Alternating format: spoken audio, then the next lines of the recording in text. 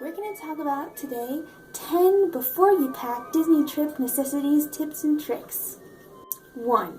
You must have magic bands. If you don't know what a magic band is, look them up. I've got 3 here. So different colors, and you can get them with different designs, and basically they are really easy to just use, and they are your room key, fast pass, magic band, park ticket, and sometimes your credit card. It's pretty good. So that's pretty necessary. Make sure you got those before you pack because those are important for when you get there. Okay, so then number 2 is know some basic Disney knowledge. It's pretty important. When you go to Disney parks, you don't want to be completely unknowledgeable. You got to know at least how many parks there are, how many days you're going to be there, and then what characters, places you want to be going and stuff, that kind of knowledge. It's, yeah, and then get your character names correct, because sometimes it's really embarrassing when you get into a line and you're just like, what character am I going to see? It's kind of funny. But definitely get some Disney knowledge up on you. It's a really important piece. Then I get lots of complaints when we go to Disney parks with a lot of people, and then we don't know how many are in our group. So definitely know how many are in your group. It doesn't matter if it's just you or multiple people or like an entire 27 people. As long as you know how many there are, cast members there can actually take care of you and allow it so that way other people can get in line and do things too, so that way you're not the ones backing up the place and then and then other people aren't the ones backing up the place. It's just really easy just to make sure you know how many are in your group, because those can cause issues. Yes, 4. So, create a daily schedule. So, my family and what we do for our Disney trips is we create a schedule that all of our group members can read off a few weeks before, even a month before that we leave. Just to know that we've got everything taken care of, transportation, airplane tickets, we've got the hotel taken care of, even fast passes and reservations are great to put into this thing, just so everybody knows what the heck is going to happen. And it's great we put it on Google Drive so everybody can pull it up on their email and on their phones, so if they ever have questions, they can just pull it up on their phones. So it's really important. Just doing that is really simple, and it makes a whole lot of stress go away, so you're not completely clueless when you get there. And along with your other group members, if they've never been there before, it's great. It's a great tool. And then number 5, have a dining plan. That is a really important part. If you have a lot of people and you don't want to spend a ton of money, the greatest thing to have there is a dining plan. We normally get the normal dining plan, but there's a few different options that you can choose from. It's a really great idea. It helps alleviate a lot of stress. You don't have to worry about how much you get from a different restaurant. You can make sure you just look up the dining plans, and they're really easy to understand. However, know that some restaurants cost more dining plan points or meals than others.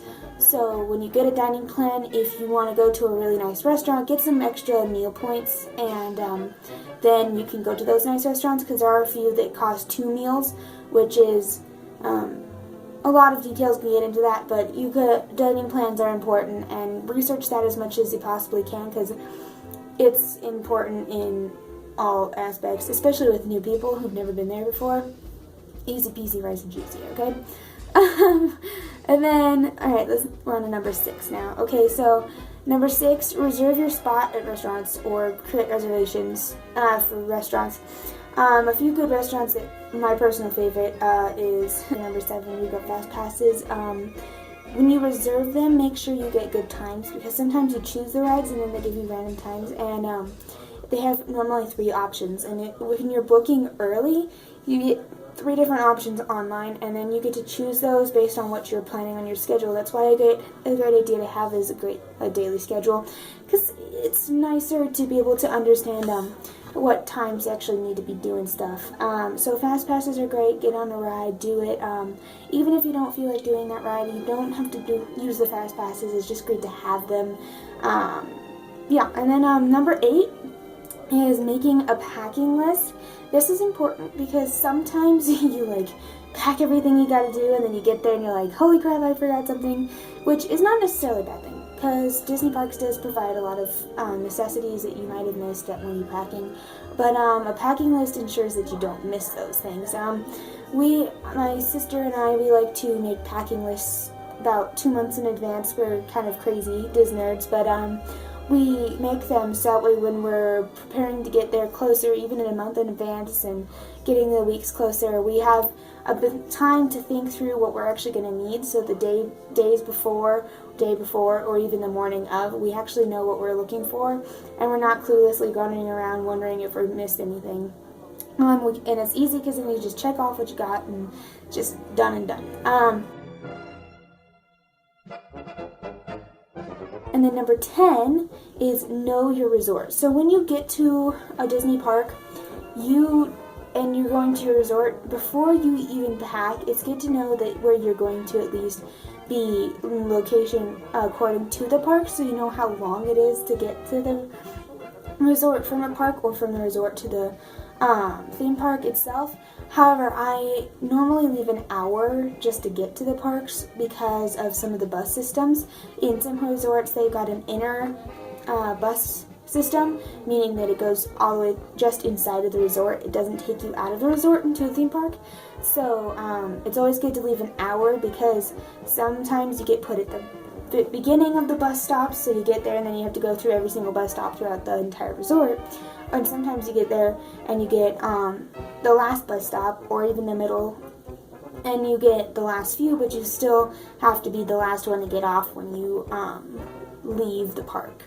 So that's something to consider, and know the resort, because if your kids or you even yourself want to go swimming or doing any of the recreational things that they've got at the park and or at the hotel itself, you got to know where you're going a little bit. It's good to have premature knowledge of the hotel and resort. And then here's my number 11 tip. Be sure you are ready to go. I know I'm ready to go because look outside.